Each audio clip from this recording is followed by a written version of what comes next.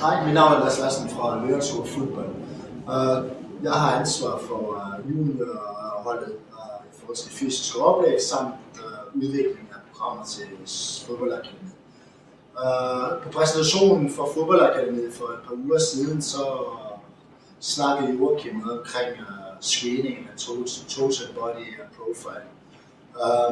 Det som egentlig er vigtigheden med screening, det er at vi kortlægger, hvor spilleren er i forhold til forløbet, som vi ønsker, at en spiller skal gennemgå fra, at vi får spilleren ind til for eksempel første sæsonperiode eller pre-season periode, til at vi har spilleren i 100% kampform. Så det som egentlig er, det er, at vi har en strategi, som hedder, at før vi sætter spillerne over og kører den styrkemæssige del, jamen så vil vi gerne have, at mobilitet og stabilitet er på plads.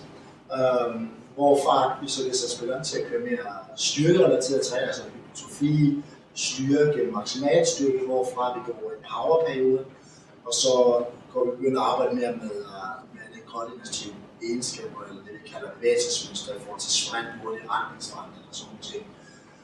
Det som egentlig er styrken med den her screening, det er, at vi har udviklet screening ud fra en videnskab, som hedder Applied Functional Science. Det som er med Applied Functional Science, det er, at kontra andre screeninger, som bliver brugt inden for fodbold, der er, at det baserer sig på funktionelle bevægelser i forhold til en fodboldspiller. Så for eksempel, vi tester altid tredimensionelt. Vi ser altid på, hvordan fungerer personen eller spilleren, altså hvordan fungerer dens krop, så er det et integreret system. Udover det, så prøver vi til enhver tid at involvere de fysiske kræfter, som vi til enhver tid må arbejde med, når vi står op. For eksempel tyngdekraften, forflytningsmasse, altså masse momentum, og så for eksempel ground relaxing force og kraft i kraft. Det som vi egentlig gør, det er, at vi tester spilleren i specifikke bevægelser rettet mod fodbold. Ud fra de tester, så ser vi asymmetri mellem højre og venstre side af kroppen. Det som man ved, det er, at hvis man har for store asymmetrier, så fører det højst sandsynligt til skader. Og de asymmetrier, ved at vi kan få kortlagt det hos spilleren, så vil vi kunne få spilleren meget hurtigere i form, uden at blive skadet, fordi at vi netop kan udvikle et individualiseret styrkeprogram. Den største fejl i mange klubber og hos mange trænere, det er, at de giver alle spillere det samme program. Det som man må vide, det er, at hver enkelt person er individuelt. Vi kan ikke bare sætte op et program for alle spillere. Vi er ret og slet nødt til at så prøve at gå ind og individualisere den enkelte spiller, for at gå ind og skabe et system, som beskytter hver enkelt mod sine behov. Eller udvikle et system mod den enkelte spillers sine behov. Det som vi kommer til at tilbyde på akademiet til for eksempel spillere, som har eventuelle problemer allerede nu med for eksempel knæ eller hofte eller ryg eller hvad det kan være, at vi for 550 kroner går ind og så screener spilleren, og derudfra udvikler et individualiseret program. Det som jeg kommer til at vise nu, kommer til at vise et par eksempler fra screening og lidt omkring, hvordan det ser ud. Og så vedlægge et skriv, som forklarer lidt mere dybdegående omkring det som I får ud af en investering i for eksempel en screening. For at få så præcise målinger til vores screening, så bruger vi sådan en plade her, hvor I kan se graderne, som gør, at vi til enhver tid kan standardisere bevægelsen, som spilleren udfører.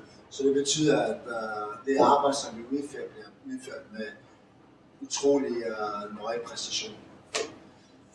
Det som jeg viser nu, viser lidt en testing, som vi bruger på foden, hvor vi ser på, hvor meget det vi kalder pronation, vi kan få i foden. Og så viser en lidt mere kompleks øvelse, hvor vi sætter ligesom bevægelser sammen i et. Det er det, som jeg ønsker at vise ud fra den screening, vi bruger, fordi at det er noget, som vi gerne holder os for os selv. Så en øvelse, som børnene kommer til at gøre, så det er altså en meget simple øvelse. Men glæden er jo, at der ligger stor kundskab og stort arbejde bag, og forstå tallene, som vi får, og forstå, hvordan man skal bruge øvelserne til at faktisk udvikle et individualiseret program, som spilleren kan bruge konstruktivt i sin hverdag. Så det, som vi gør her, det vi har en øvelse, hvor jeg tester min pronation ved venstre fod, stiller mig op på pladen, så man skal stå på pladen. Jeg kommer ikke til at sige mere om det. Vi ønsker som sagt at beskytte vores system så godt som muligt, men jeg vil give jer et lille eksempel. Og så ser vi, hvor langt vi kan breathe ud her. Ja. Så når jeg har breathe ud så langt jeg kan, der er nogle standardiseringer, nogle ting, som jeg skal se efter, men som jeg ikke går nærmere ind på.